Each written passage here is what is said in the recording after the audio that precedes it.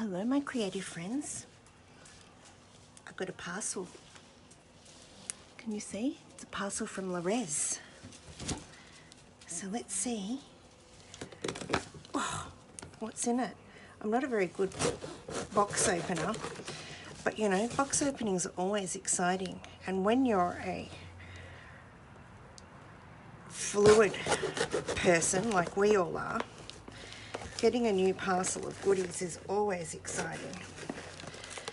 So let's see what's in the Res package. Oh God, massive struggler, aren't I? All right, it's nicely packaged.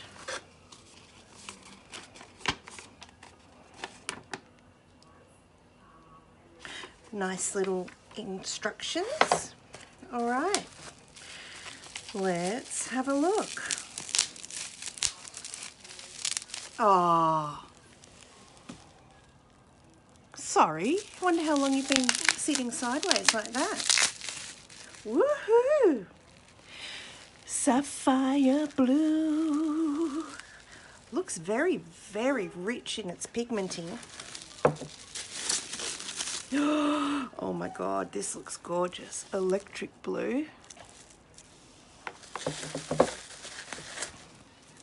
Oh wow. I don't know if you can see that.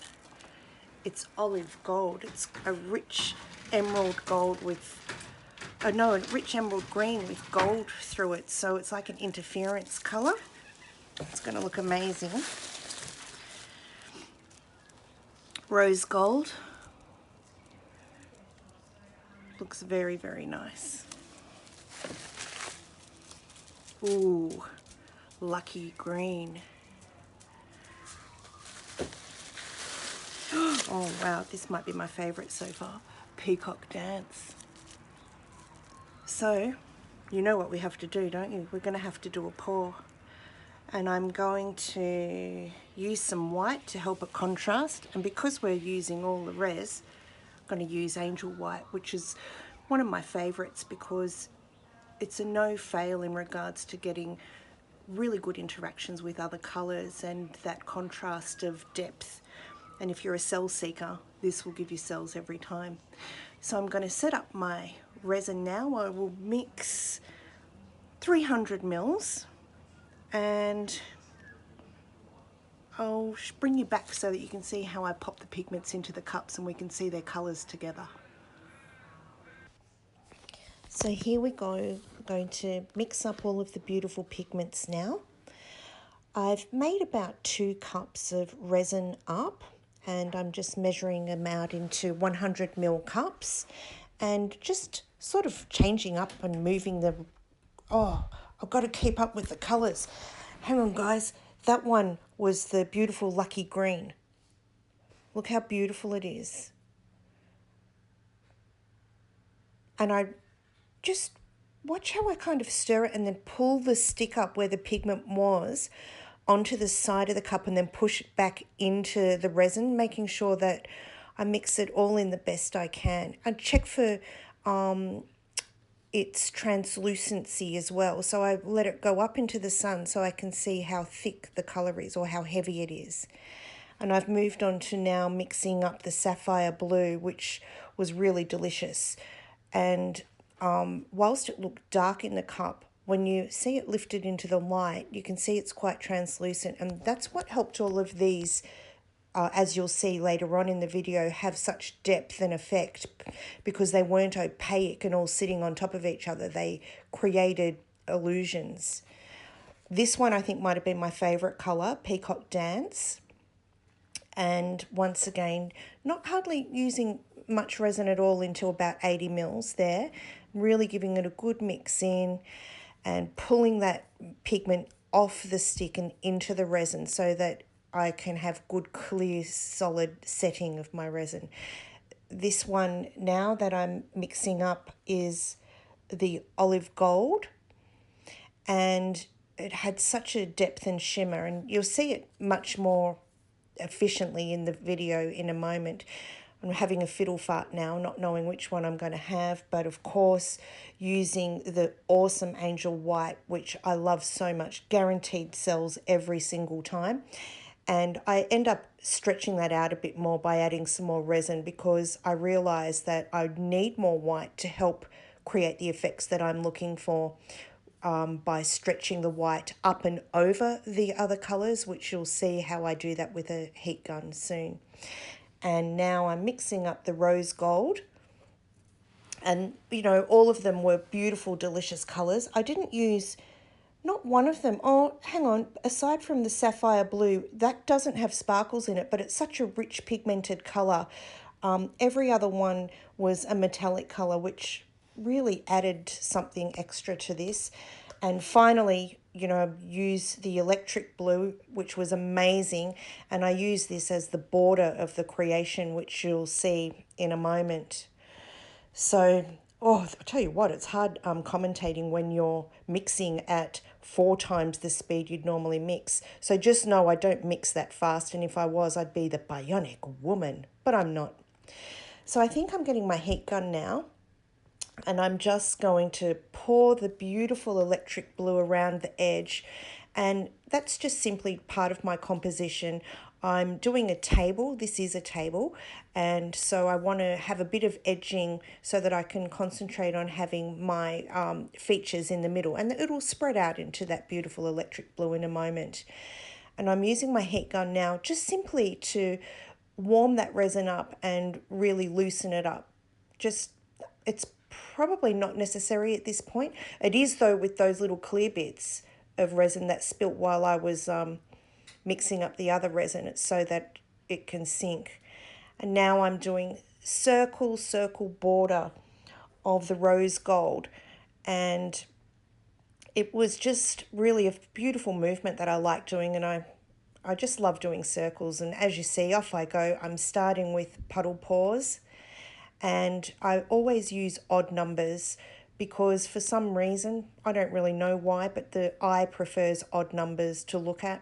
And so I start with 3 but build upon that, and putting a generous amount of that Angel White in now because I'm going to use my gun and flip it up over the other pigments to help create depth and cells and all the types of effects that we can get with the heat gun. And with that puddle pour that you can see on the screen on the right, lowest right corner, you can see the cells starting to even take shape with nothing happening. You know, I'm not even doing anything except pouring the resin upon itself.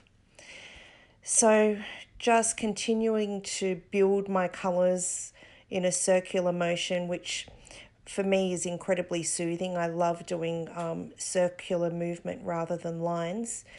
It's the best way for me to lose myself within the creative process, and it's so fun. And still not quite happy enough with all of the colours, and I'm glad I kept building the puddle paws and not just starting to fill in the gaps as I am now with those extra colours that I did just now. I'm sorry I can't keep repeating the colours because I can't keep up with my own speed that I've set this on. Some more white so that I can use my heat gun to create the beautiful effects that we know resin does. And in a moment you'll see me use my heat gun, and I hardly use it. It's really interesting. I've learnt less is more, less heat, fast little zippy motions on it, and helping it flip and push the resin around a bit. But it's interesting how the resin always wants to pull back on itself too, and you can distort a shape with the gun, but it will sort of come back to where it, not exactly to where it originally was poured, but sort of, and you'll see that in a moment.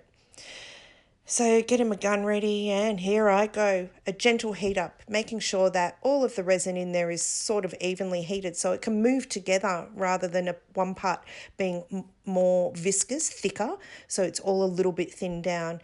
And now I'm starting to push that resin out over the white, as you can see. And see how that bit came in upon itself? That's what I mean about the resin wanting to come back to its, not quite its original shape, but similar. And here I go doing a bit of a tilt. Now, hardly anything at all, but it's enough movement to get those underneath colours to shift a bit and create the effects that we all love with resin. That movement there is simply my torch and doing a bubble pop. And I'm back onto my gun, just wanting more effects now, getting a greedy guts. And I'm also, remember while I was doing this, thinking, make sure you put the gun down earlier than later. You can't undo stuff. And I did not want the whites to start mixing in with the colours and making the colours break down into different shades. I wanted the original colours to stay as they were, and I really managed to capture their vibrancy in the final production, which you'll see in a moment. You can't really see what I've done until now when I take you off the stand and down we go. Let's have a look at this beauty. Yeah, I don't think you expected to see all of that. It's funny how you didn't see that from the tripod. So this is what happened. All of these amazing shapes. I did a zoom out because I wanted you to see how big the substrate was. And the resin finish is looking beautiful and glossy. And in a moment, we see the end product. And I hope you enjoyed this very fast commentation. And I love doing this Lorez experiment. That's why it's called the Lorez Affair. My Lorez Peacock Affair. Well, here she is the next day. Oh, can you hear my dog licking her water in the background? Hi, Jazzy. Hi, say hello to everyone. Yeah. Gorgeous doggy she is. Beautiful. If you wanted to know how I get this glassy finish every single time, it's just mad resin. It's mad, isn't it? I'm trying to get this into the sun a bit so we can see the depths. Oh, it's hard holding it by myself. Geez, it's heavy. Look, that's how big it is. It's about 45 centimetre round. Oh my God, that's better. Have a look at that. Or maybe I should clean my lens. I hope you can see it all nice and beautifully. So, these colours are off their guts, mate. I love them. Oh, I've got to put this down. Look at that bit there. Oh, it's so freaking heavy. Hang on, let's find something to put it on. Because let's look at it a bit more. It's really, really, really, really cool. I want to have a look at the edging. Let's study the edging a bit. Yeah, look, a lot of that rose, copper goldy rosy colour sank. And to avoid that, guys, oh look, I've got to clean that up. Oh, good one. To avoid that, I should have possibly waited. I could wait up to an hour with the mad resin and still add it, and it works really well. But, oh, I can't get over these effects. Oh, they're beautiful. So anyway, can you tell that I'm digging these gorgeous pigments? Give them a whirl if you don't have any. Oh look, we'll finish on that picture. How cute's that? The gorgeous picture with Jasmine in the background. Happy creating, everyone!